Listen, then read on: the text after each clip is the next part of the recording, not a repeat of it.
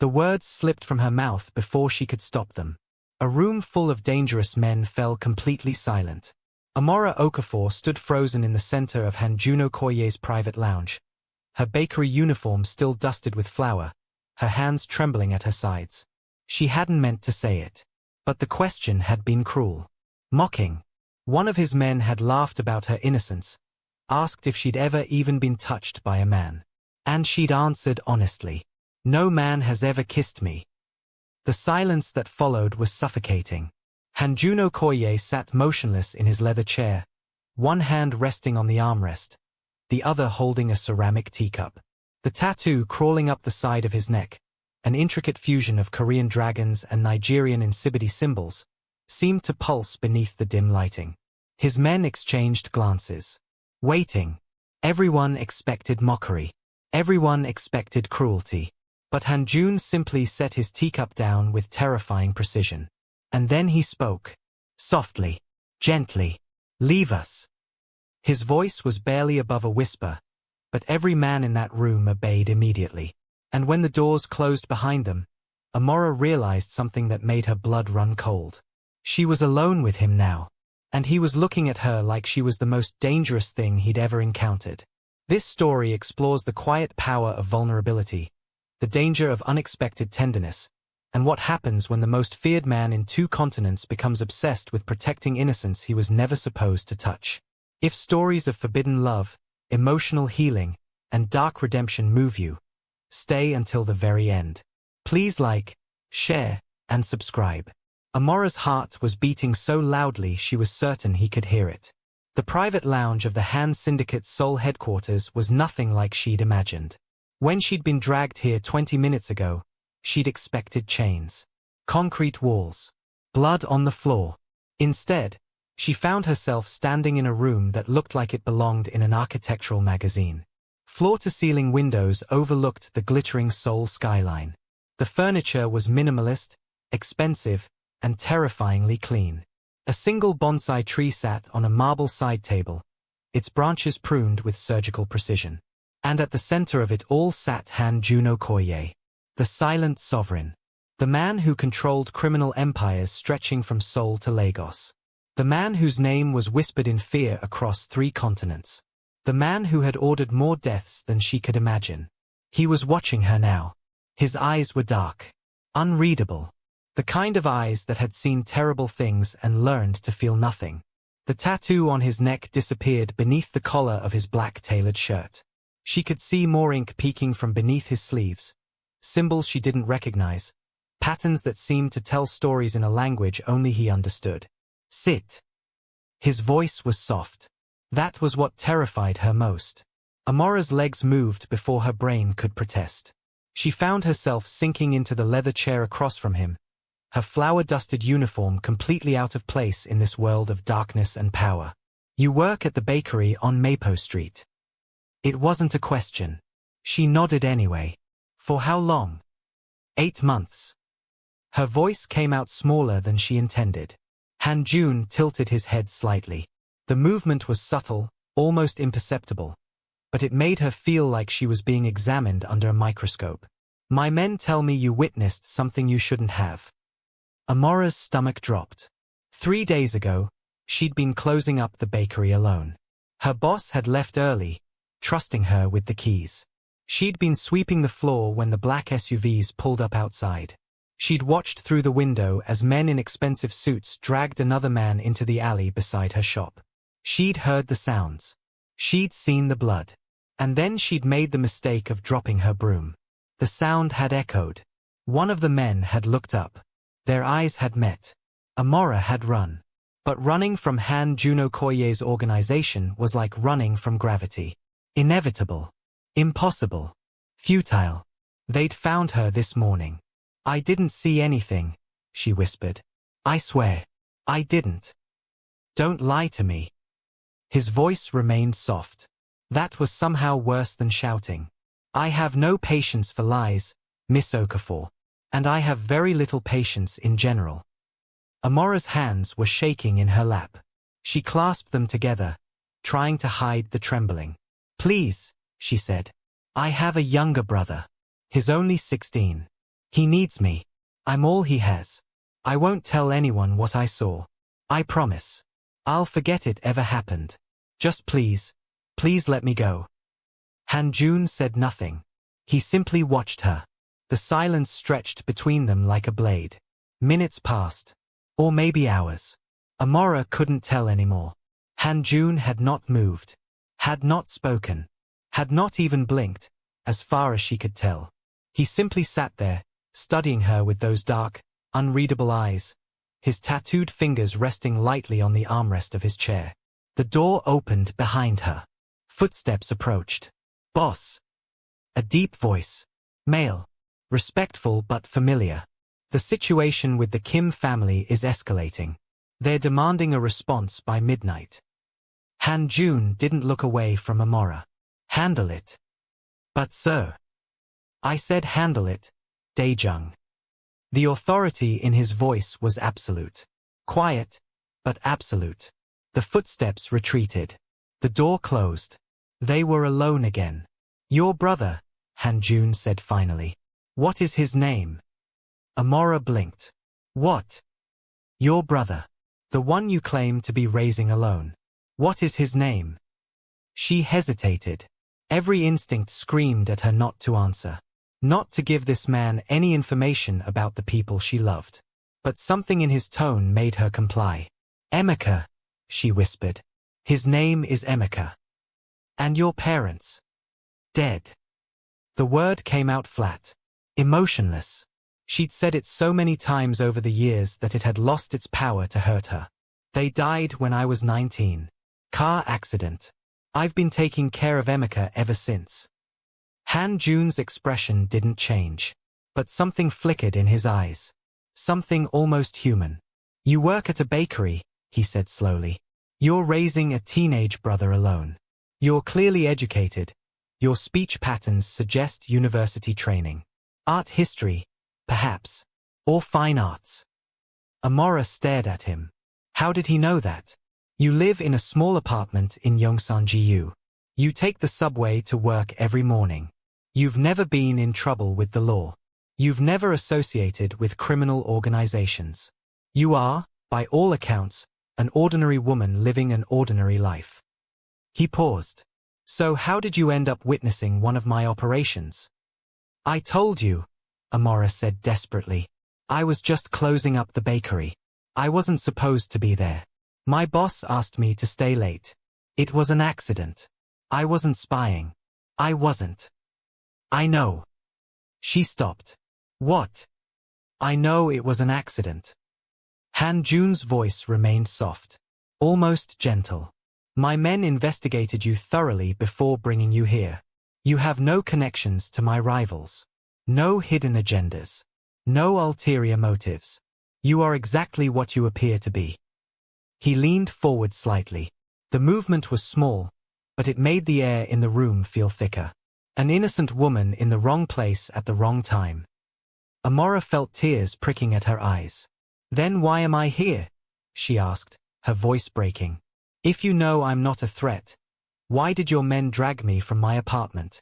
Why am I sitting in front of you right now? Han-jun studied her for a long moment. Then he spoke. Because innocence is rare in my world, Miss Okafor. And rare things must be examined carefully. The door burst open again. This time, 3 men entered. They were younger than Dae-jung. Louder. Less refined. Boss, we finished questioning the first man stopped when he saw Amora. A slow smile spread across his face. Oh, is this the witness? Han-jun's expression didn't change. I didn't realize we'd be having company. The man circled around Amora's chair, looking her up and down with obvious interest. Pretty little thing, isn't she? Nigerian, right? I've always liked African women. They have this softness to them. Amora's skin crawled. Ji-hwan. Han-jun's voice was quiet. Sit down. I'm just looking, boss. Ji-hwan leaned against the back of Amora's chair. She could smell cigarettes and expensive cologne. No harm in looking, right? His hand brushed her shoulder. Amora flinched. I said sit down. Something in Han Jun's voice changed. It was still soft, still controlled, but there was an edge to it now. A coldness that hadn't been there before. Ji Hwan hesitated. Then he laughed nervously and moved to one of the couches along the wall. Sorry, boss. Didn't mean to overstep. The other two men joined him, exchanging uneasy glances. Han Jun returned his attention to Amora. Forgive my men, he said. They sometimes forget their manners. Amora said nothing. She was too busy trying not to cry. Now. Han Jun picked up his teacup again. We were discussing what to do with you. I told you I won't say anything. I believe you. He took a small sip of tea. But belief is not enough in my world. I need assurances. What kind of assurances? The kind that guarantee your silence permanently. Amora's blood ran cold. This was it. This was the moment he ordered her death. She thought of Emeka. Thought of her little brother coming home from school to find her gone. Thought of him waiting for her, calling her phone, filing a missing persons report that would never be resolved. She thought of all the things she'd never get to do. All the places she'd never get to see. All the love she'd never get to experience. And then one of the men on the couch laughed. Just kill her and be done with it, boss. She's nobody. Some African bakery girl who can't even afford decent clothes. No one will miss her. Amora's vision blurred with tears. Besides, Ji Hwan added, grinning, she's probably never even been with a man. Look at her. She's practically shaking. Pathetic. Something in Amora snapped. Maybe it was fear. Maybe it was anger. Maybe it was just the exhaustion of spending her entire life being underestimated, overlooked, dismissed. Whatever it was, it made her speak. You're right. Her voice came out stronger than she expected. Everyone in the room went still. I've never been with a man. Amora lifted her chin, tears streaming down her cheeks but her voice steady. I've never been touched. Never been held. I've spent my entire life taking care of everyone else. My parents before they died. My brother after. I've never had time for romance. Never had the luxury of love. She looked directly at Ji Hwan. No man has ever kissed me. The words hung in the air. Heavy. Devastating. True. Ji Hwan stared at her. Then he burst out laughing. Are you serious? You're 24 years old and you've never been kissed? What's wrong with you? Are you defective or something? The other men joined in. Their laughter filled the room. Mocking. Cruel. Endless. Amora felt her face burn with humiliation. She wanted to disappear. Wanted to sink through the floor and never be seen again. She'd given them her truth. And they were using it to destroy her. But then. Enough. One word. Soft. Controlled. The laughter died instantly. Amora looked at Han Jun. He had set his teacup down. His hand was resting on the armrest again. But this time she noticed something. His fingers were tense. The tattooed skin across his knuckles was stretched tight. He was gripping the armrest hard enough to leave marks. Leave us. Ji Hwan's smile faltered. Boss, we were just. Now. There was no room for argument. The three men scrambled to their feet and practically ran from the room. The door slammed shut behind them. Silence. Complete, devastating silence. Amora wiped her tears with the back of her hand, too embarrassed to look at Han Jun directly. She waited for him to speak, to mock her, to dismiss her, to order her death with that same soft, controlled voice. But he didn't speak. He just looked at her. Minutes passed. The silence became unbearable. Finally, Amora forced herself to meet his eyes. What she saw there made her breath catch. He wasn't mocking her. He wasn't disgusted. He wasn't even indifferent. There was something in his expression that she couldn't name. Something soft. Something dangerous. Something that looked almost like reverence. No man has ever kissed you, he said quietly. It wasn't a question. It was a statement. A confirmation. Amora nodded once, unable to speak. Han Jun stood slowly. He was taller than she'd realized. broader, more imposing. He moved toward her with the kind of controlled grace that predators possess. Amora's heart raced. She should run. She should scream. She should do something. But she couldn't move. She could only watch as Hanjun stopped in front of her chair. He looked down at her. His eyes traced over her face like he was memorizing every detail. Then he did something unexpected. He crouched down, lowered himself until they were at eye level, until his face was inches from hers. The tattoo on his neck was close enough to touch now. She could see the intricate details, the scales of the dragon, the geometric patterns of the incibity symbols, the way they wove together like a story written on skin. "Look at me," he said softly. She already was. But she understood what he meant. He wanted her to really look, to see past the reputation, past the fear, past the empire of blood and money, to see him. "I have done terrible things," he said quietly. "Things that would make you run screaming if you knew. I have built my power on fear and violence and death. I am not a good man, Miss Okafor. I have never pretended to be." Amora couldn't breathe. "But I will tell you something now that I have never told anyone else." He reached out. His tattooed fingers hovered near her face, close enough to feel the heat of his skin, but not quite touching. "Innocence like yours is sacred." His voice dropped even lower, barely a whisper. "And anyone who tries to mock it, destroy it, or take it from you." His eyes darkened. "Will answer to me." Amora didn't sleep that night. She lay in her small apartment, staring at the ceiling, replaying the moment over and over in her mind. He had let her go.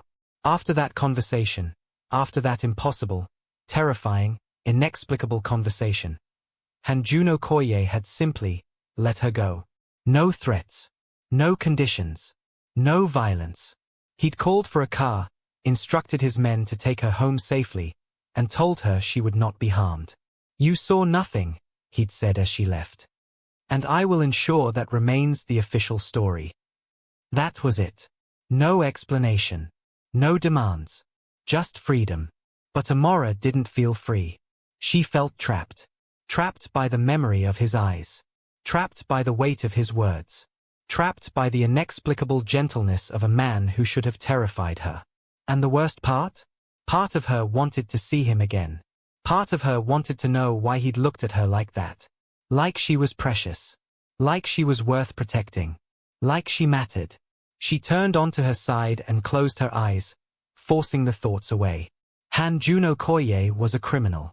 A murderer. A monster. She needed to forget him. She needed to move on with her life and never think about this night again. But as sleep finally claimed her, she dreamed of dark eyes and tattooed hands. And a voice like velvet saying her name. 2 weeks later, Amora was convinced she was losing her mind. It started small. Little things she might have dismissed as coincidence. The black SUV parked across from the bakery every morning. The same SUV, in the same spot, for 3 days straight. Then 4 days. Then a week. The men in dark suits who occasionally walked past the shop window. Never entering. Never stopping. Just passing by. Watching. The flowers that appeared on her doorstep one morning. White lilies, elegant and expensive, with no card attached.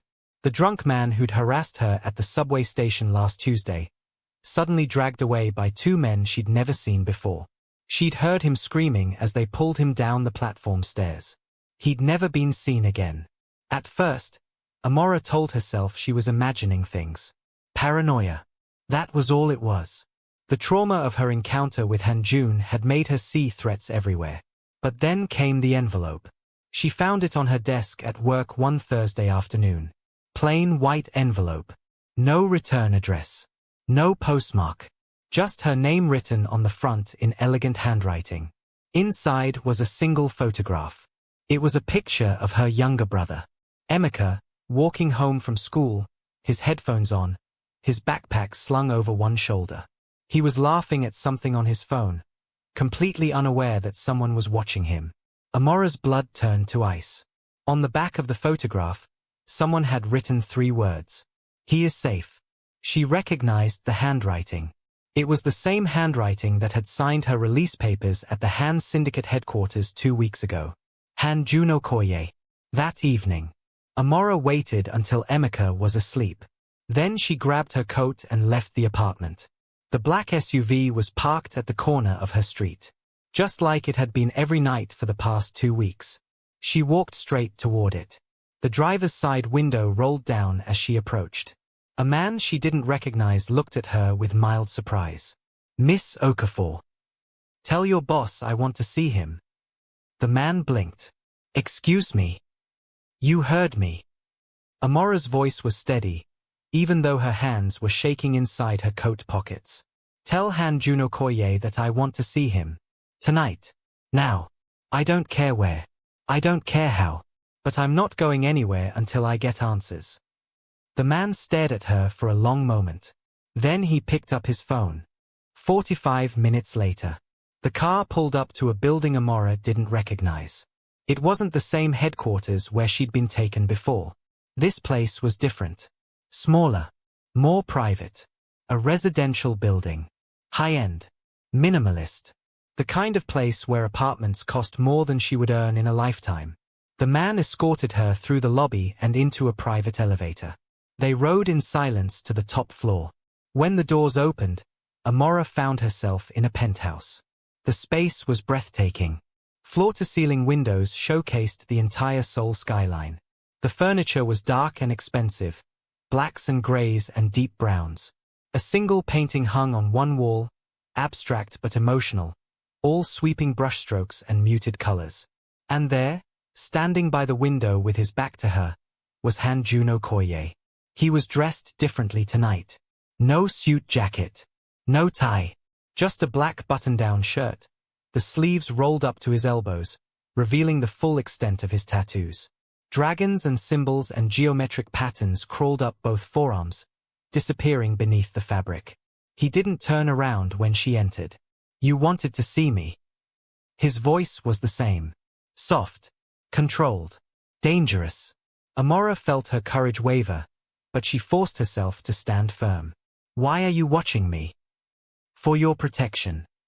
"I didn't ask for protection." "No." He finally turned to face her. "You didn't." The penthouse lighting was dimmer than she expected. Intimate. It cast shadows across his face, emphasizing the sharp lines of his jaw, the darkness of his eyes. "The men who witnessed your confession that night in my office," he said slowly. "They have been talking. Word has spread to rival families that I showed mercy to a witness. Some view this as weakness." Amora's stomach tightened. "What does that have to do with me?" "Everything." Han Jun took a step closer. "You have become a symbol, Miss Okafor. A vulnerability. There are people who would harm you simply to send a message to me. Then why did you let me go?" Her voice rose. "Why didn't you just kill you?" She flinched at the word. "Is that what you wanted?" "No. But it would have made more sense than this." She gestured around at the penthouse, at him, at the impossible situation she found herself in. "You're a crime lord. A murderer. You don't protect innocent bakery girls. You destroy them." Something flickered in his expression. Something that looked almost like pain. "You think you know what I am. I know exactly what you are. Do you?" He moved closer still. Close enough that she could smell his cologne. Subtle, expensive, intoxicating. "Do you know that I spent the first 12 years of my life in a Lagos orphanage? That my mother was Korean and my father Nigerian? That neither of them wanted me?" Amora's breath caught. "Do you know that I was shipped to Seoul when I was 13 to work for a man who beat me daily? That I crawled my way up through blood and sacrifice and suffering? That every terrible thing I've done was done to survive?" He was close enough to touch now. Close enough that she could see the faint scar running along his left cheekbone. "You see a monster, Miss Okafor. And perhaps that's all I am. But monsters are made, not born. And I am tired." His voice dropped. "So tired of being what this world forced me to become." Amora stared at him. For the first time, she didn't see a crime lord. She saw a man. A broken, exhausted, impossibly lonely man. Why me? She whispered. Han Jun's eyes traced over her face. Because you looked at me that night like I was human. The following morning, Amora woke up in her own bed with no memory of falling asleep. The last thing she remembered was sitting on Han Jun's leather couch, listening to him explain the threats against her. He must have had his men take her home. Again. She sat up slowly, her head foggy, her heart heavy with the weight of everything she'd learned. Han Jun Okoye wanted to protect her. Not out of obligation. Not out of strategy. But because she had looked at him like he was human. It was absurd. Ridiculous. Impossible. And yet, a knock at her bedroom door made her jump. Uni. Emeka's voice. Confused. There's a man here to see you. Amora's blood ran cold. She threw on a robe and rushed to the front door of their tiny apartment. Standing in her doorway was Daejung, the man from Han Jun's office. Miss Okafor. He bowed slightly. Boss has requested your presence. Now. If it's convenient. Amora looked at her brother, who was watching the exchange with wide eyes. Who is this guy? Emeka asked. No one. She turned back to Daejung. Tell your boss I have work. Your employer has been contacted. You have the day off. Amora blinked. Excuse me. With full pay. Daejung's expression remained neutral. Boss was very thorough. 1 hour later. The restaurant was unlike anything Amora had ever seen. Private. Exclusive. The kind of place where reservations were made months in advance and most people never got past the front door. But Daejung simply walked in, nodded to the host, and led her through the main dining room to a private chamber in the back. Han Jun was waiting. He stood as she entered, an old-fashioned gesture that caught her off guard. Miss Okafor. He gestured to the seat across from him. Thank you for coming. Did I have a choice? The corner of his mouth twitched. Almost a smile. Sit. Please. She Saturday. A waiter appeared instantly, placing a cup of tea in front of her before disappearing again. I've been thinking about our conversation last night, Han Jun said. About how to best ensure your safety. You don't need to ensure my safety. I can take care of myself. Against street criminals, perhaps. Against rival mafia families with resources and manpower? No. Amora's jaw tightened. I have a proposal. I'm not interested in proposals from crime lords. Hear me first. His voice was calm, patient, like he had all the time in the world. Amora glared at him but didn't leave. I want you to come work for me. What? Legitimately, he clarified. I own several legal businesses, restaurants, galleries, real estate. Your file mentioned you studied art history. I have a gallery opening in Gangnam next month. I need someone to oversee the collection. Catalog pieces. Manage acquisitions. Amora stared at him. You're offering me a job. A legitimate job. With a significant salary increase from your current position. Why would I accept employment from a man who has me followed everywhere? Because if you work for me, the following becomes official. Protective detail, rather than surveillance. You would have access to resources.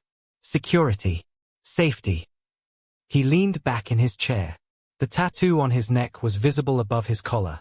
That intricate fusion of dragons and insibity symbols that she found herself staring at more than she should. And, he added quietly, you would see me regularly. Amora's heart stuttered. Is that supposed to be an incentive? Perhaps not for you. His eyes met hers. But it would be for me. 3 days later, Amora started her new job. She told herself it was practical. The salary was 3 times what she made at the bakery. The hours were flexible. The work was in her field of study. She told herself it had nothing to do with Han Jun. But every time she walked into the gallery and found him there, standing in front of one of the paintings, his tattooed hands clasped behind his back, his expression thoughtful and distant, she knew she was lying to herself. He came often. Too often for a man who supposedly ran criminal empires across 2 continents. He would arrive unannounced, dismiss his guards, and simply stand there, looking at the art. Sometimes he asked her questions. Why did you choose this piece for the East Wall? What do you see when you look at this painting? How does art make you feel, Miss Okafor?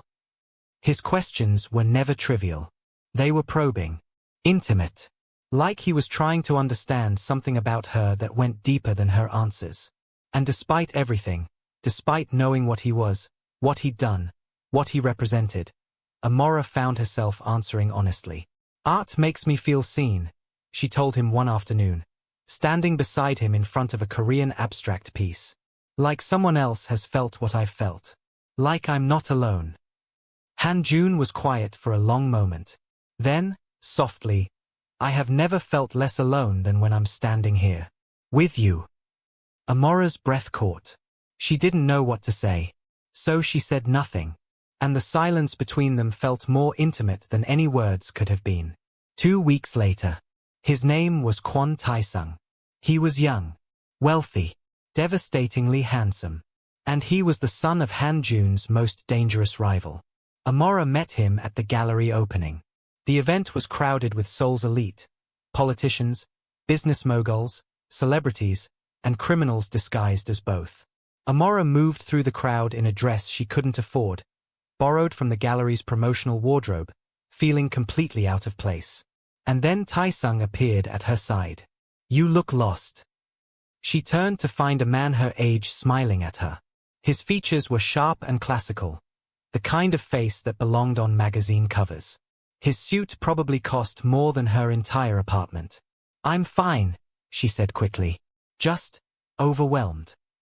First time at an event like this. Is it that obvious? He laughed. Only to someone paying attention. I'm Tae-sung. Amora. Beautiful name. His smile widened. Nigerian. Yes. My father does business in Lagos occasionally. Beautiful country. Beautiful people. There was something in the way he said it that made Amora uncomfortable. But before she could respond, she felt a presence behind her. The temperature in the room seemed to drop. Kwon Tae-sung. Han-jun's voice was ice. Amora turned to find him standing there, his expression completely blank, his tattooed hands clenched into fists at his sides. Tae-sung's smile faltered for just a moment before recovering. Han-jun Okoye. It's been a while. Not long enough. I was just introducing myself to your lovely employee. Tae-sung gestured toward Amora. She's quite charming. Where did you find her? That's none of your concern. Everything about your organization is my concern, Han. You know that. The tension between them was suffocating. Amora looked back and forth between the 2 men, suddenly very aware that she was standing in the middle of something far bigger than herself. Miss Okafor. Han-jun's voice softened slightly when he addressed her. You're needed in the East Wing. It was a dismissal. A protection. She took it. Excuse me, she murmured, and escaped into the crowd. Later that night, Amora found Han-jun on the gallery's rooftop terrace. He was alone, standing at the railing, looking out over the city, his shoulders tense beneath his perfectly tailored jacket. Who was that man? She asked quietly. Han-jun didn't turn around. Someone you should stay far away from. He seemed interested in me. He's interested in anything that belongs to me. Amora's heart skipped. Belongs. I don't belong to you. Now he turned. His eyes were dark, intense, burning with something she couldn't name. No, he agreed softly. You don't. But the way he said it made her feel like he wished she did. 1 week later, Tae-sung wouldn't leave her alone. He showed up at the gallery 3 times that week. Each time with a different excuse, interest in a painting, questions about an artist, a donation he wanted to discuss. Each time, he found a way to speak to Amora directly, to stand too close, to let his eyes linger too long. He's testing me, Han-jun said one evening, his voice tight with barely controlled rage. They were in his penthouse again. Amora had been summoned after Taesung's third visit. Using you to test my patience. My control. Then ignore him. I'm nobody. If you don't react. You are not nobody. The words came out sharp. Almost violent. Amora fell silent. Han-jun stood by the window, his back to her, his reflection visible in the glass. She could see the tension in his shoulders. The way his jaw was clenched tight. Do you know what he whispered to you today? His voice was soft again. Controlled. When he leaned close at the exhibition. Amora's cheeks flushed. How do you know about that? My men watch. They report. That's necessary. He finally turned to face her. He told you that you were wasted on me. That a woman like you deserved to be with someone who could appreciate you openly. Someone who wasn't complicated. Amora's stomach dropped. Those were exactly the words Taesung had whispered. How did you? I had the audio enhanced. Han-jun's expression was unreadable. Every word. He moved toward her. Slowly. Deliberately. Did you consider it? Consider what? His offer. Han-jun stopped in front of her, close enough that she had to tilt her head back to meet his eyes. Did you consider leaving me for him? There's nothing to leave. We aren't. Answer the question. His voice was barely a whisper, but it carried more weight than a shout. Amora swallowed hard. No, she said quietly. I didn't consider it. Something in his expression shifted. Relief. Possession. Hunger. Good. 3 weeks later, Amora found the file by accident. She was organizing the back office of the gallery, sorting through old acquisition records, when she knocked a box off the top shelf. Papers scattered everywhere. Photographs. Documents. Financial records. And in the middle of it all, a file with her name on it. She shouldn't have opened it. She knew she shouldn't have. But her hands moved before her brain could stop them. Inside was everything. Her entire life, documented in cold, clinical detail. Her parents' death certificates. Her university transcripts. Her employment history. Her brother's school records. Her medical files. Her therapy records from the months after her parents' funeral. And something else. Something that made her blood run cold. A separate folder, marked with a red seal. Inside was information about a man named Victor Osei. Nigerian. Wealthy. Powerful. And according to these documents, the man who had killed her parents. Not a car accident. An assassination. Ordered by Victor Osei because her father had refused to participate in one of his money laundering schemes. The documents detailed everything. The bribed investigators. The covered-up evidence. The threats that had been made against any witnesses. And at the bottom of the file, a note in Han-jun's handwriting. Osei has been searching for survivors. He believes there may be a witness. The daughter, possibly. She must be protected at all costs. I will handle Osei personally. Amora's hands were shaking so hard she could barely hold the papers. Everything she'd believed about her parents' death was a lie. And Han-jun had known. He'd known this entire time. That night, she found him at the penthouse. She didn't knock. She didn't announce herself. She just walked in, the file clutched in her trembling hands, tears streaming down her face. Han-jun looked up from his desk. His expression flickered, surprise, then concern, then something that looked like dread. Amora. Did you know? Her voice broke on the words. Did you know that my parents were murdered? That you've been protecting me from the man who killed them? Han-jun stood slowly. Yes. One word. No excuses. No explanations. Just the truth. Amora felt something inside her shatter. How long? I've known about Victor Osei for years. I learned of his connection to your family shortly after you witnessed my operation. And you didn't tell me. I was trying to protect you. By lying to me. Her voice rose to a scream. By letting me believe my parents died in an accident? By hiding the fact that a murderer has been searching for me? If you had known the truth, You would have done something reckless. You would have tried to find justice on your own. And Osei would have killed you. So you decided for me. Yes. His honesty was brutal. Devastating. I decided for you because I couldn't bear the thought of losing you. Because every moment you remain alive and safe is a moment I would kill to preserve. Because. He stopped. His voice cracked. For the first time since she'd known him, Hanjuno Koye looked vulnerable. Because I love you, Amora. The words hung in the air. Heavy. Impossible. Real. And love makes men do terrible things. Amora ran. She ran from his penthouse, from his confession, from everything he represented. She ran until her lungs burned and her legs ached and she couldn't see through her tears anymore. She found herself at the river. The Han River, stretched out before her like a dark ribbon, the lights of Seoul reflected in its surface. She stood at the railing and sobbed. For her parents.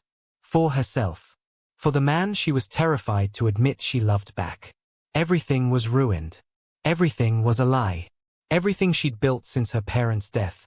The careful normalcy, the quiet life, the belief that the universe was chaotic but not actively cruel, all of it had been shattered. She was the daughter of a murdered man. And she was in love with a murderer who had kept that truth from her. What did that make her? Amora. She spun around. Hanjun stood 10 feet away, his chest heaving, his usual composure completely gone. He'd followed her. Of course he had. Leave me alone. I can't. I don't want to see you. I know. He moved closer anyway. You can hate me. You can never forgive me. You can leave Seoul tonight and disappear forever, and I will let you go. But right now, in this moment, I need you to know that everything I've done, every lie, every manipulation, every secret I've kept, I did because I would rather have you alive and hating me than dead and loving me. Amora shook her head. That's not your choice to make. No. But I made it anyway. He was close now. Close enough to touch. I have never loved anyone, he said quietly. In 38 years of life, I have never allowed myself that weakness. But you walked into my world with flour on your uniform and fear in your eyes and told a room full of murderers that you had never been kissed. His voice broke again. And something inside me woke up. Han Jun. I know what I am. I know I don't deserve you. I know that asking for your forgiveness is asking for a miracle. He reached out. His tattooed fingers brushed her cheek. But I'm asking anyway. Amora stared at him. At the man who had lied to her. Protected her. Stalked her. Saved her. At the man who had killed without hesitation but couldn't seem to speak without his voice breaking. At the man who was standing before her, stripped of all his armor, begging for something he didn't believe he deserved. She should walk away. She should hate him. She should never see him again. But instead, she found herself leaning into his touch. I don't know if I can forgive you, she whispered. I know. I don't know if I can trust you. I know. I don't even know if what I feel for you is real or just Stockholm Syndrome or trauma or... It's real. His thumb traced along her cheekbone. I've seen you fight it.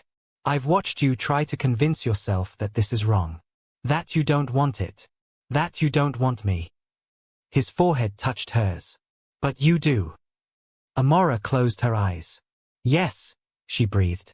I do. And then he kissed her. Soft, gentle, devastatingly tender. His lips barely brushed against hers, a question more than a statement. Amora's heart stopped. This was her first kiss. 24 years of life, and this was the first time a man's lips had touched hers. And it was with a murderer. A crime lord. A monster who had become her protector. She should pull away. She should run. But instead, she kissed him back. And the world fell away. Across the city, Victor Osei sat in the back of his limousine, scrolling through photographs on his phone. Photographs of a woman with soft eyes and natural elegance. Photographs of her working in an art gallery. Photographs of her standing very close to Han Juno Koye. So, he murmured, a slow smile spreading across his face. The daughter survived after all. He enlarged one of the images. Amora Okafor, frozen in time, looking up at Han-jun with something that looked dangerously like love. And she's found herself a protector. He picked up his phone and dialed a number from memory. Yes. A voice answered. I found her, Victor said calmly. The witness. The daughter. What do you want us to do? Victor's smile widened. Bring her to me. And make sure Han-jun Okoye watches while you do it. He ended the call. Outside the limousine, the lights of Seoul glittered like stars. Beautiful. Deceptive. Full of secrets. Let's see how much your monster is willing to sacrifice, Victor whispered to no one. When he has to choose between his empire and the woman he loves. That same night, the kiss lasted an eternity. Or maybe just a few seconds.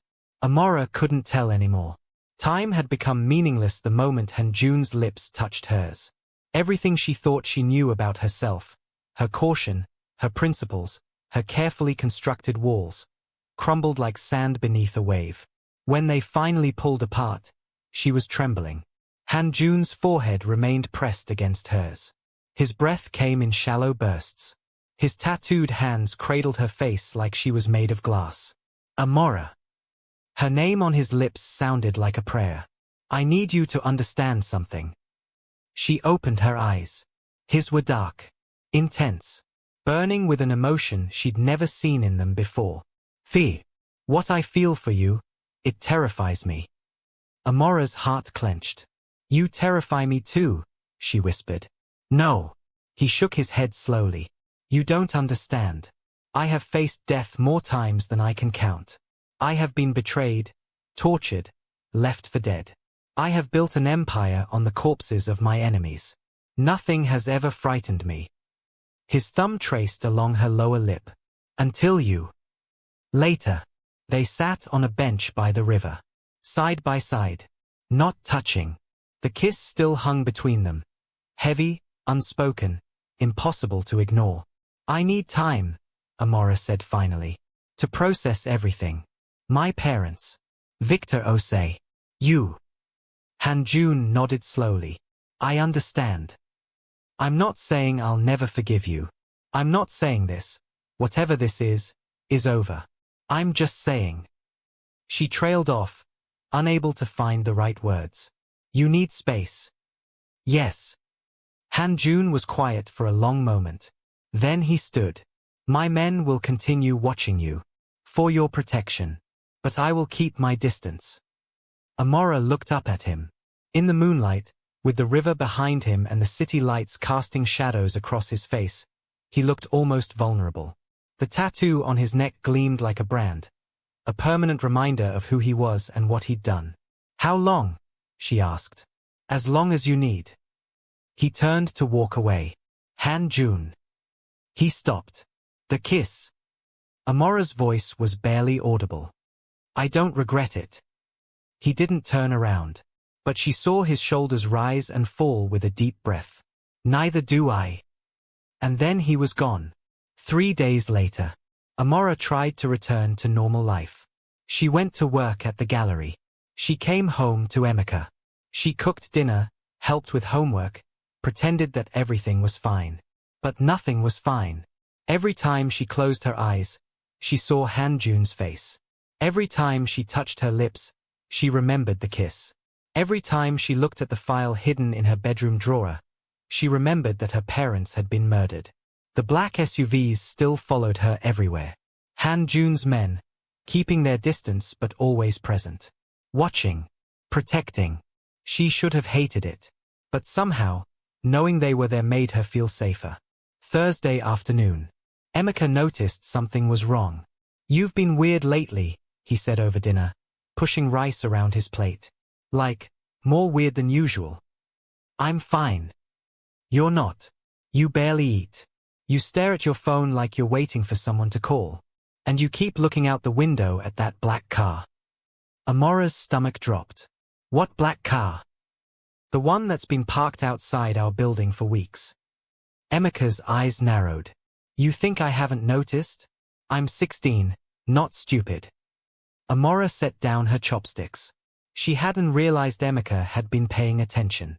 It's complicated. Uncomplicated. His voice was harder now. More adult. More protective. When had her little brother grown up so much? There are some people who want to make sure we're safe, she said carefully. That's all. Safe from what? Amora hesitated. How could she explain? How could she tell her 16-year-old brother that their parents were murdered? That the killer was still out there, searching for them? That she'd fallen in love with a crime lord who was the only thing standing between them and death? Just trust me, please. Emeka stared at her for a long moment. Then he nodded slowly. Okay, but if you're in trouble, you tell me. Promise. I promise. It was a lie. But it was a lie told with love. That same night, Amora was washing dishes when her phone buzzed. Unknown number. She almost didn't answer. But something made her pick up. Hello. Silence on the other end. Then a voice she didn't recognize. Miss Okafor.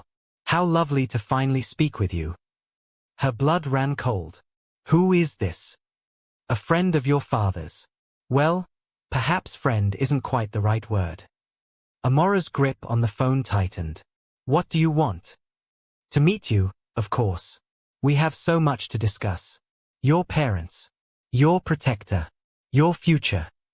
I don't know what you're talking about. Oh, I think you do. The voice turned cold. Hanjuno Koye has been keeping you hidden from me for weeks.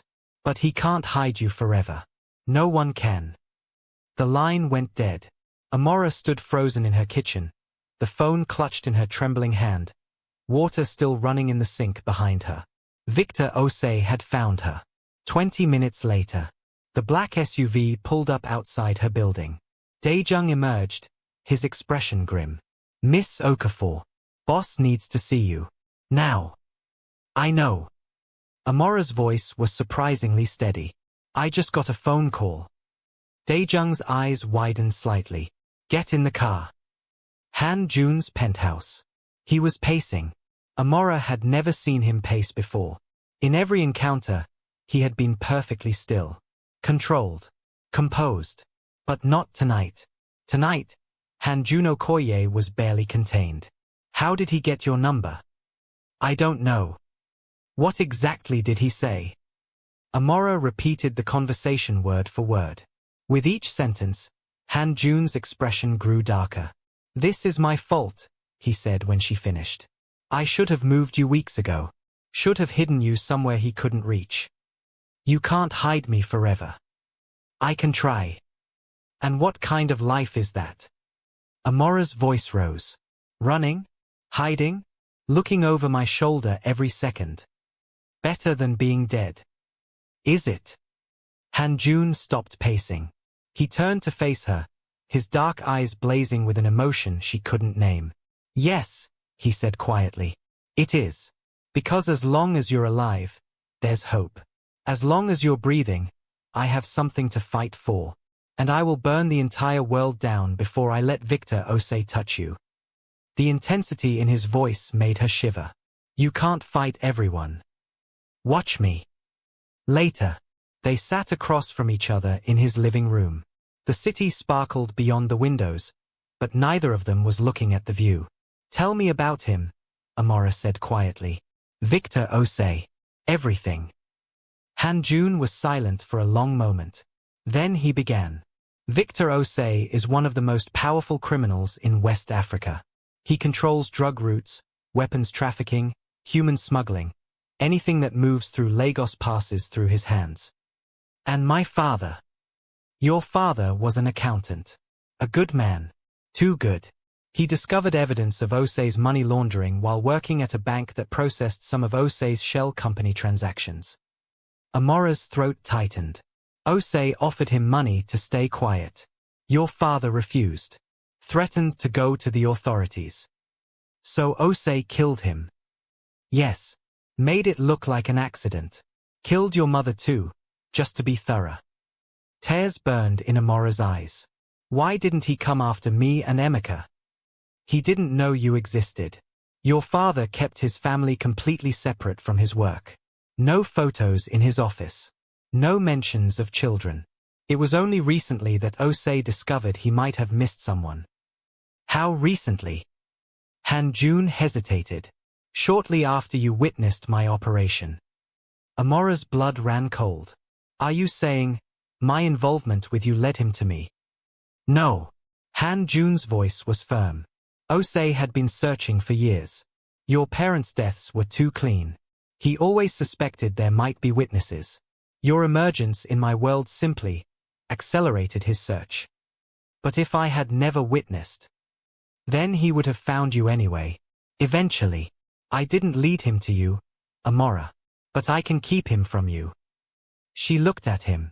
At the man who had lied to her. Protected her. Kissed her. At the man who was offering to go to war for her. How? Han Jun's expression hardened. By destroying him first. The following morning, Amora woke up in the penthouse guest room. Han Jun had insisted she stay. Had moved Emeka too, installing him in another guest suite with round-the-clock security. Her brother had a lot of questions. She answered none of them. Just trust me, she said again. Please. Emeka didn't look convinced. But he didn't argue. That afternoon, Han Jun gathered his inner circle. Amora wasn't supposed to be there. But she refused to leave. She's involved in this, she argued. She deserves to know. Han Jun looked at her for a long moment. Then he nodded. Fine. Stay. But you don't speak. You don't interrupt. You just listen. Amora agreed. The meeting was held in Han Jun's private office. 6 men sat around a mahogany table, all of them hard-faced and dangerous-looking. Daejung stood by the door. 2 other guards flanked the windows. Han Jun stood at the head of the table, his tattooed hands resting on the polished wood. Victor Osei has made direct contact with Miss Okafor, he said without preamble. He knows she's under my protection. He's issued what amounts to a declaration of war. Murmurs around the table. What's our response? One of the men asked. Elimination. Silence. Osei has been expanding his reach into Asian markets for months, Han Jun continued. He wants to establish a presence in Seoul. Taking Amora would serve 2 purposes, revenge for her father's defiance, and leverage against me. So we give him neither, Daejung said. Exactly. Han Jun's eyes swept the room. I want surveillance on all of Osei's known associates in Korea. I want his communication networks infiltrated. I want to know every move he makes before he makes it. And when we have enough intelligence. Han Jun's expression turned cold. We strike. Hard and fast. Before he has a chance to touch her. Later that night, Amora found Han Jun on the rooftop terrace. He was standing at the railing, looking out at the city, his shoulders tense beneath his dark shirt. You didn't have to include me in that meeting, she said quietly. You wanted to be included. Yes, but you could have refused. He turned to face her. The moonlight caught the tattoos on his neck, making them shimmer like shadows come to life. I've spent my entire life making decisions for other people, he said. Deciding who lives, who dies, who knows the truth and who remains ignorant. He moved closer. With you, I don't want to be that person. I don't want to control you. I don't want to keep you in the dark. Then don't. It's harder than you think. His voice was rough. Every instinct I have screams at me to hide you away somewhere safe. To make all the decisions for you. To protect you from this ugliness. I don't need you to decide for me. I need you to trust me. I do trust you. Do you? The question hung between them. Han Jun was quiet for a long moment. Then, slowly, he reached out and took her hand. His tattooed fingers intertwined with hers. I'm trying, he said softly. For you. I'm trying. 1 week later. The plan was moving forward. Han Jun's men had infiltrated Osei's network, gathering intelligence, mapping his operations, identifying weaknesses. But Victor Osei wasn't the only threat. Kwon Taesung was still circling. Thursday afternoon. Amora was working at the gallery when Taesung appeared. She hadn't seen him since the opening night, weeks ago. Had almost forgotten about him in the chaos of everything that followed. But there he was, standing in front of a Korean landscape painting, dressed in an immaculate grey suit, looking like he owned the place. Miss Okafor. His smile was charming, calculated. I was hoping I'd find you here. Amora's stomach tightened. Mr. Kwon, I didn't realize you were visiting today. Impromptu trip. I was in the neighborhood. He moved closer. I heard about your situation. What situation? The protection detail. Han Jun's men following you everywhere. Living in his penthouse. Amora's blood chilled. How did he know about that? I don't know what you're talking about. Please. Taesung's smile turned knowing. We both know that's not true. I have eyes everywhere, Miss Okafor, including inside Han Jun's organization. Amora's mind raced.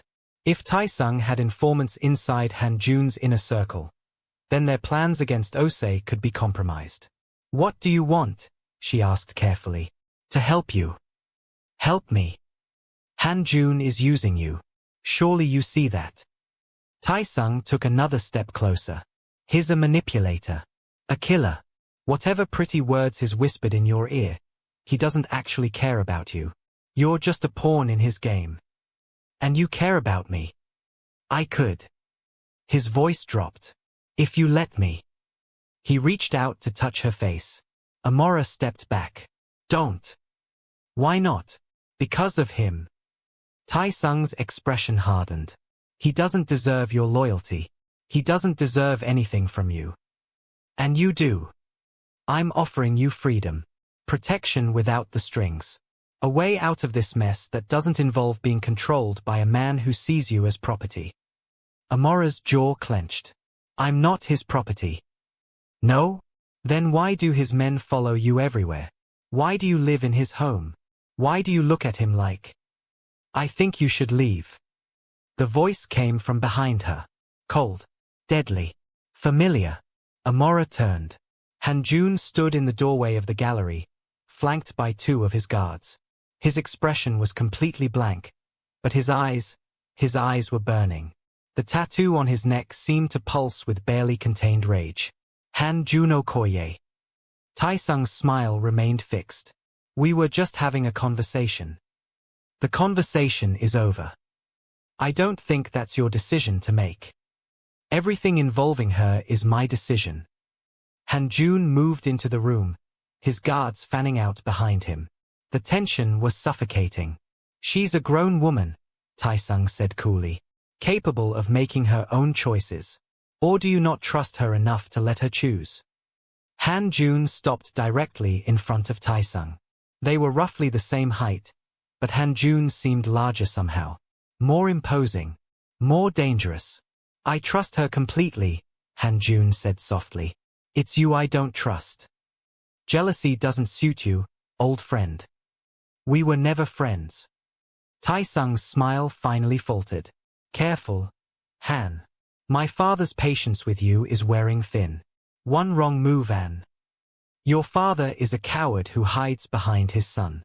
And you. Han Jun leaned closer, his voice dropping to a deadly whisper. You are nothing but a spoiled child playing at power. Stay away from Amora. Stay away from my business. And stay away from me, or I will teach you what real consequences look like. Taesung's face went red. For a moment, Amora thought he might actually throw a punch. But instead, he straightened his jacket and stepped back. This isn't over. It is for today. Taesung cast one final look at Amora. Then he walked out. Later, Amora found Han Jun in the gallery's back office. He was standing by the window, his hands clenched at his sides, his entire body radiating tension. You didn't have to do that. He didn't turn around. Yes, I did. I could have handled him myself. I know. Then why? Because I couldn't stand it. His voice was raw. Wounded. He finally turned to face her. And for the first time, She saw something crack in his carefully controlled facade. I couldn't stand watching him look at you. Watching him try to touch you. Watching him offer you things I can't give. What are you talking about? What can't you give me? Freedom. The word came out like it cost him something. A normal life. A future without violence and fear. His right. I am controlling. I am possessive. I have turned your life upside down and I keep telling myself it's for your protection. But the truth is. He stopped. Swallowed. The truth is I can't bear the thought of you with anyone else. Amora's heart clenched. Han Jun. I love you. His voice broke.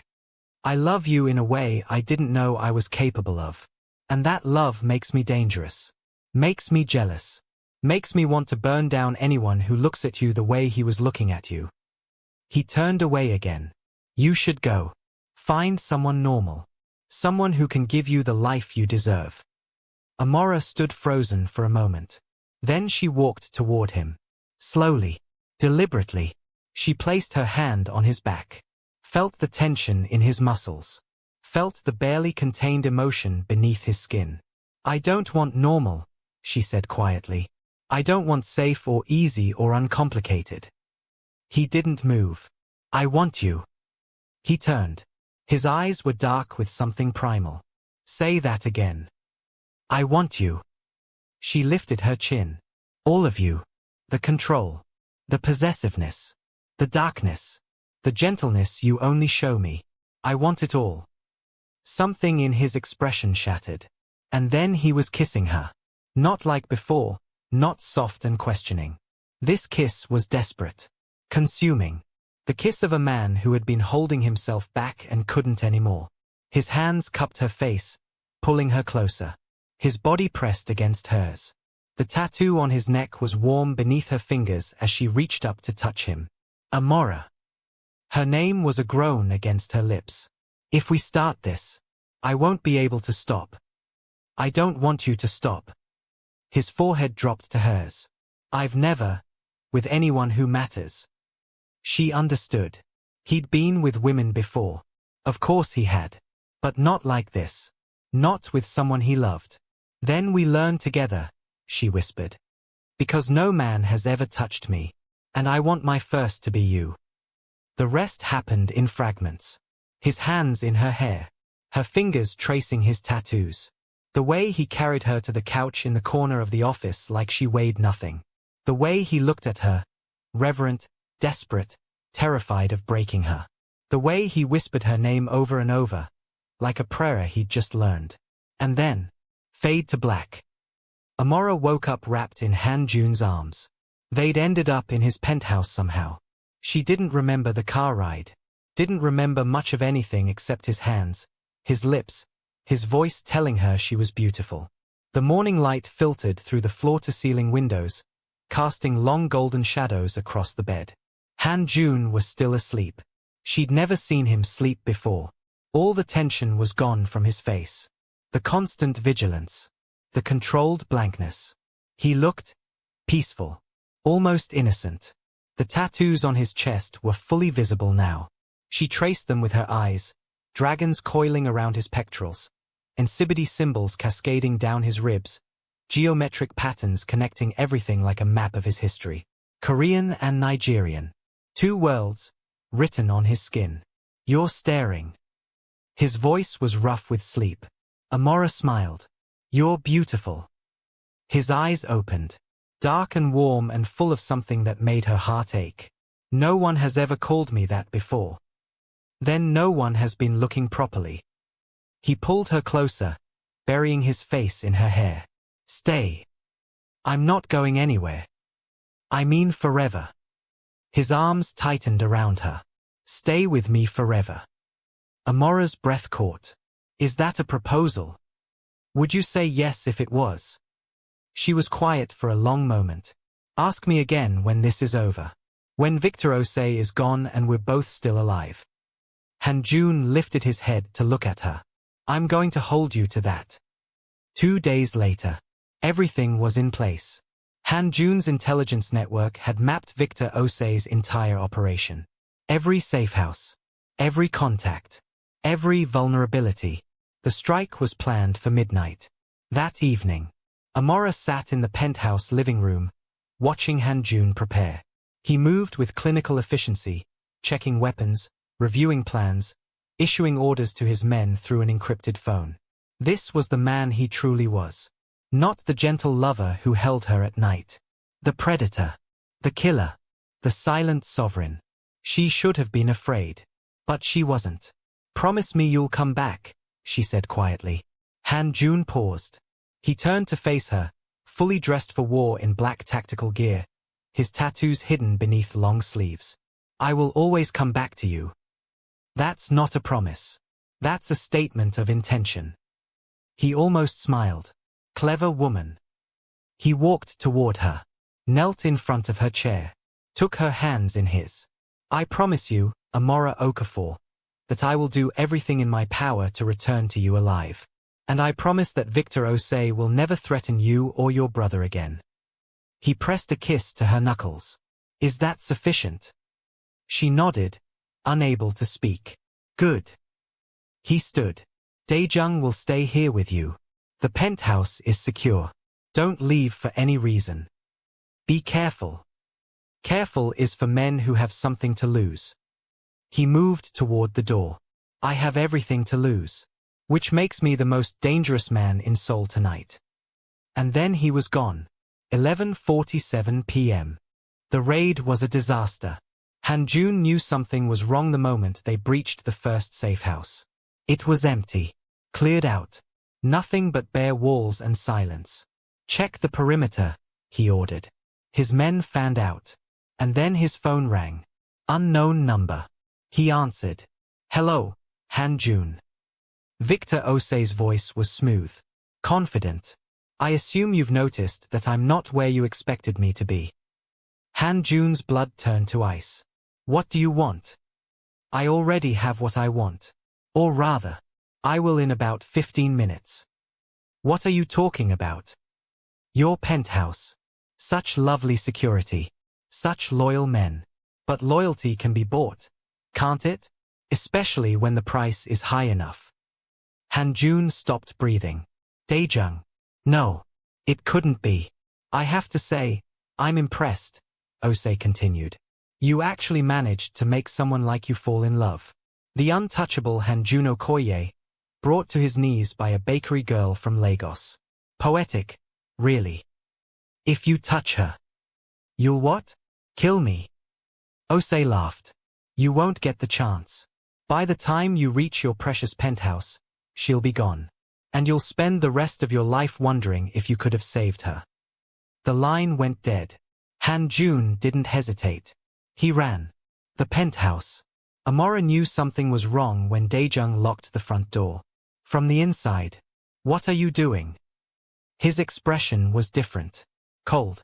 Empty of the respect he'd always shown her. "I'm sorry, Miss Okafor. Truly. But the money was too good to refuse." Her blood ran cold. "What money?" "Victor Osei sends his regards." The elevator chimed behind her. Amora spun around. 3 men emerged. Armed. Dangerous. And in the center of them stood a man she'd never seen before. Tall. Elegant. Dressed in a white suit that gleamed against his dark skin. "Victor Osei." "At last," he said, his voice cultured and terrifying. "The daughter of James Okafor. You look like your mother."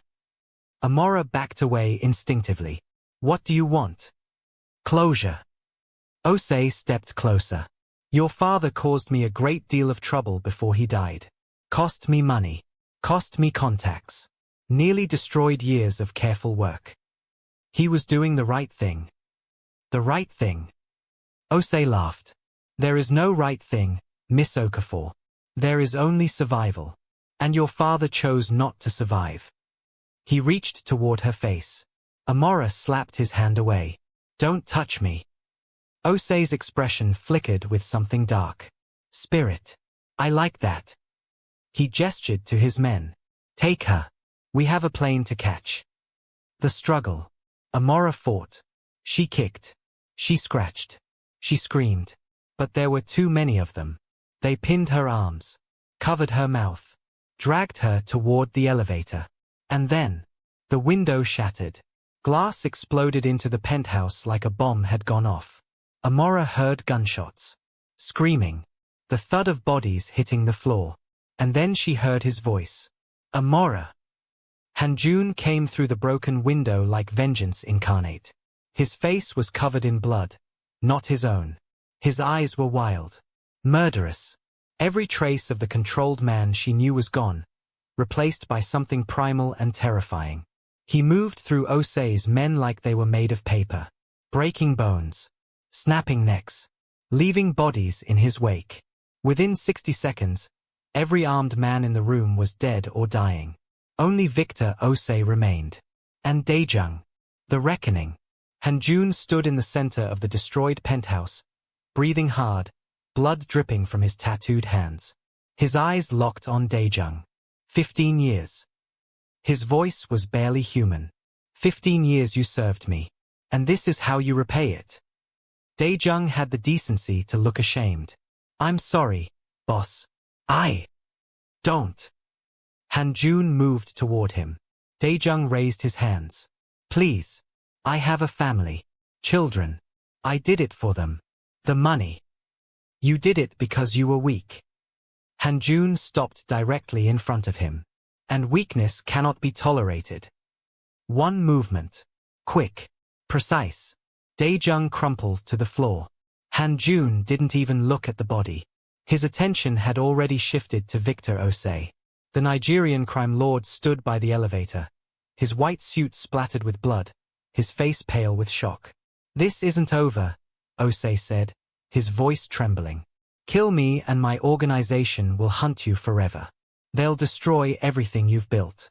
They'll do nothing. Hanjun walked toward him slowly. I've already dismantled your network. Your lieutenants are dead or arrested. Your accounts are frozen. Your shipments have been intercepted. You have nothing, Victor. You are nothing. Osei's composure finally shattered. Please. I'll give you anything. Money. Territory. Power. Whatever you want. There's only one thing I want. Hanjun glanced back at Amora. She stood by the shattered window, trembling, tears streaming down her face. Her safety. He turned back to Osei. And you cannot give me that. The end of Victor Osei. What happened next was quick. Merciful, by Hanjun's standards. Amora didn't watch. But she heard it. And when the silence came, she knew it was over. 1 week later, the penthouse was being repaired. New windows. New floors. New everything. But Amora didn't want to stay there. Too many memories. Too much blood. So Hanjun bought them a new home. A hanok, a traditional Korean house, renovated with modern amenities but maintaining its historical character. Located outside Seoul, surrounded by trees and silence and peace. Emeka had his own wing. He still had questions. Amora still had no answers. But somehow, they were making it work. That evening, Hanjun found her in the garden. She was sitting by the koi pond, watching the fish swim in lazy circles, her face illuminated by paper lanterns. He sat beside her without speaking. They stayed that way for a long time. I killed men in front of you, he said finally. You saw what I truly am. Yes. And you're still here. Yes. Why? Amora turned to look at him. The moonlight caught his features, the sharp jaw, the dark eyes, the tattoo climbing up his neck like a permanent shadow. Because the man who killed those people is the same man who held me all night after my first kiss. The same man who cried when he thought he'd lost me. The same man who would burn down the world to keep me safe. She reached out and touched his face. I love all of you, Hanjun. Not just the gentle parts.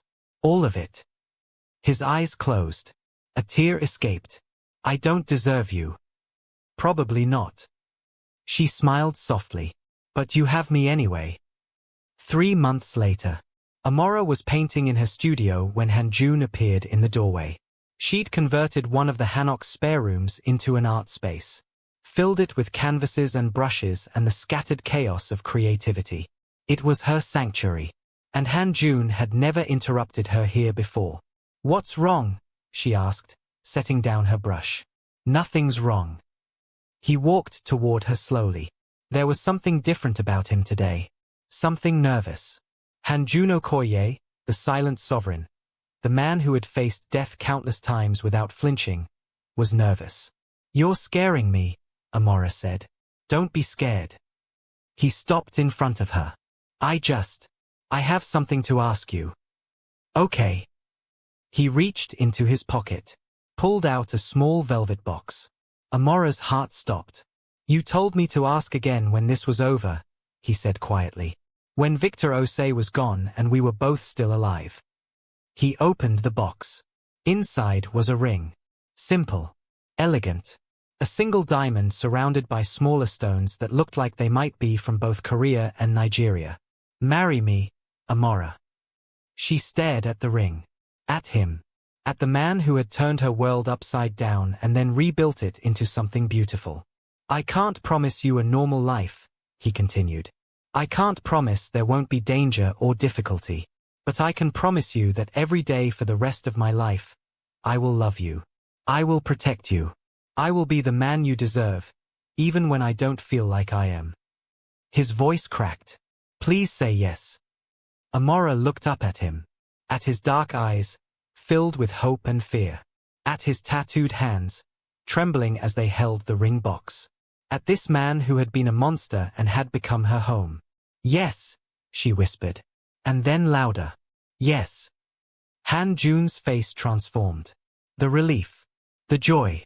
The disbelief that this could actually be happening. He slid the ring onto her finger with trembling hands. And then he kissed her. Soft. Gentle. Perfect. "I love you," he murmured against her lips. "I love you too." 6 months later.